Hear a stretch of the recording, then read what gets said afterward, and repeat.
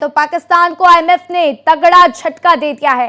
IMF ने पाकिस्तान पर 11 नई शर्तें लगाती हैं। पाकिस्तान पर आईएमएफ ने अब तक कुल 50 शर्तें लगाई हैं। तो नई शर्तें मानने पर ही लोन की अगली किश्त जारी की जाएगी, ऐसा आईएमएफ की तरफ से साफ कह दिया गया है।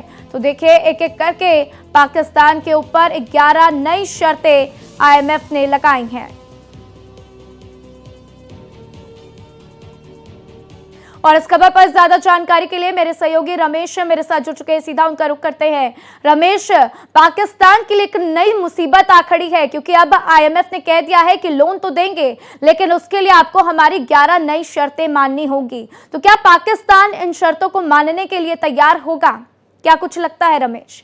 देखिए, अर्थव्यवस्था को पटरी पर लाने के लिए पाकिस्तान को हर शर्त माननी होगी, क्योंकि पाकिस्तान को इस समय पैसे की ज़रूरत है। और लगातार जिस तरह पाकिस्तान पे कर्ज है, आज हर एक पाकिस्तानी 85,000 रुपये के कर्ज पर है। तो कहीं ना कहीं कर्ज की इकोनॉमी है पाकिस्तान की, और पाकिस्तान अगर आईएमएफ कर्ज ना देता तो उसकी जो अर्थव्यवस्था है वो पटरी से उतर जाती। तो उसकी कोशिश है कि किसी तरह जो पाकिस्तान की अर्थव्यवस्था हो वो ठीक चले, क्योंकि पूरे विश्व में अगर शांति लानी है तो हर देश के विकास में सहयोग जो देश धनियों का, आईएमएफ भी वही कर रहा है। और पर लगातार जिस तरह भारत विरोध करता रहा है, भारत का कहना है कि जो ये कर्जा लेता है उसका प्रयोग आतंकवाद को फैलाने में, साथ ही साथ आतंकवादी गतिविधियों को बढ़ाने में करता है। और आप देखिए कि रक्षा बजट भी पाकिस्तान ने बढ़ा दिया। तो इसकी चिंता आईएमएफ को भी है कि कहीं ऐसा ना हो कि भारत और पाकिस्तान में जो तनाव है उस तनाव में इस पैसे का उपयोग किसी भी तरह से आतंकवाद या रक्षा के लिए, क्योंकि सिर्फ आर्थिक विकास के लिए पैसा दिया गया है।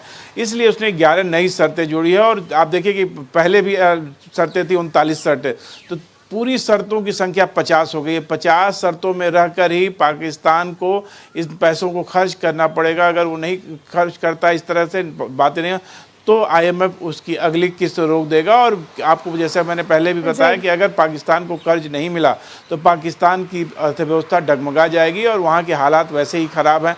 आप देखिए, लगातार जो परेशानियाँ हैं पाकिस्तान को छोड़ने का नाम नहीं ले रही हैं, और उसी का नतीजा है कि पाकिस्तान लगातार कर्ज के लिए तमाम जो वैश्विक संगठन हैं उनके द्वार खटखटाता रहता है।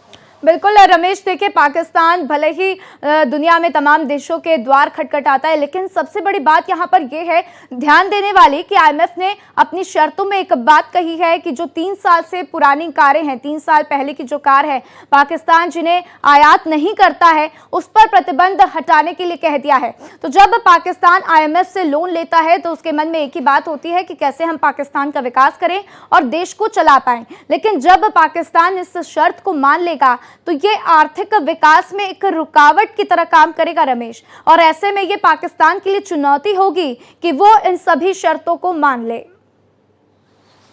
देखिए, जो भी शर्त है आईएमएफ की उसको मानना बाध्यता है पाकिस्तान के लिए। बिना शर्त के माने जो आईएमएफ है वो जो अपने जो कर्ज की जो किस्त है वो नहीं देगा, जिस मैंने पहले भी बताया। तो पाकिस्तान में सबसे बड़ा जो डर है, और भारत ने जिसका विरोध किया, पुरजोर विरोध किया।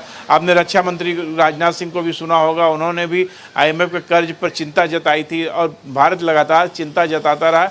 इसीलिए जब आईएमएफ ने कर्ज को अप्रूव किया तो पाकिस्तान में खुशी की लहर थी, और पाकिस्तान सरकार ने कहा भी कि भारत की मंशा थी कि ये जो आईएमएफ का जो कर्ज है वो किसी तरह से रोका जा सके, पर आईएमएफ ने रोका नहीं है। इसलिए वो लगातार जो चिंता है आईएमएफ की और भारत की, दोनों की चिंता है कि भारत पाकिस्तान के तनाव के बीच आईएमएफ से मिला पैसा रक्षा खर्च या आतंकवाद के बढ़ावे में ना खर्च हो, और अगर वो विकास में खर्च होता है तो उससे भारत को कोई आपत्ति नहीं है। जी, भारत को क्यों आपत्ति होगी रमेश? ये बात तो बिल्कुल सही है, भारत को कोई दिक्कत नहीं होगी अगर पाकिस्तान का विकास होता है तो हो, और भारत कभी ये नहीं चाहेगा कि किसी भी देश का विकास रुके। लेकिन ऐसे में पाकिस्तान के लिए अब ये चुनौती है, और देखना होगा कि पाकिस्तान इन शर्तों को मानता है और कैसे लागू करता है। मेरे साथ जानकारी साझा करने के लिए आपका शुक्रिया रमेश।